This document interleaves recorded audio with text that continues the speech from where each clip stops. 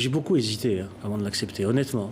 Il y a eu beaucoup de temps pour me convaincre d'accepter. Ça a duré longtemps parce que j'ai hésité pendant plusieurs mois avant d'accepter.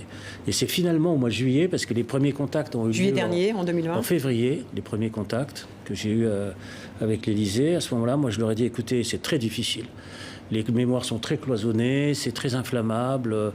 Je ne vais pas ici faire, disons, une sorte d'inventaire de tous les groupes de mémoire en France qui s'approprient cette sorte de souffrance ou de compétition, disons, de la souffrance.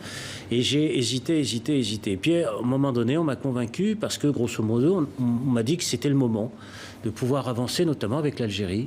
Parce qu'il y a un enjeu pour la jeunesse en France, pour la jeunesse en Algérie, et qu'il faut parler à cette jeunesse-là. C'était l'argument qui m'a le plus convaincu.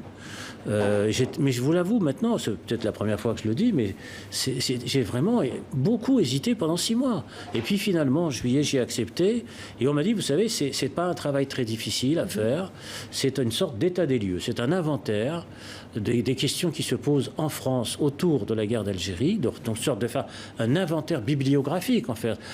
Si vous avez lu mon rapport, et non pas les résumés dans la presse, vous verrez qu'il y a... On a lu, même votre rapport. Je le sais. C'est 90 pages, si on enlève les annexes. Voilà, non, je le sais. C'est-à-dire qu'il y a effectivement une sorte de réflexion sur la bibliographie, c'est-à-dire de tous les livres qui ont été publiés en France autour de la guerre d'Algérie, des thèses, des chercheurs. Le nombre incroyable de chercheurs français ou d'origine algérienne qui travaillent. Et donc, on m'a demandé simplement de dresser une sorte d'inventaire thématique des grandes questions soulevées et à partir de cet inventaire et de cet état des lieux, voir s'il était possible d'avancer pratiquement sur des préconisations qu'on pourrait mettre en œuvre pour aller rapidement essayer de faire en sorte que cette question ne soit plus dans le registre, j'allais presque dire, abstrait mémoriel, mais une sorte de travaux pratiques qui nous permettent d'avancer entre la France et l'Algérie. Voilà l'histoire.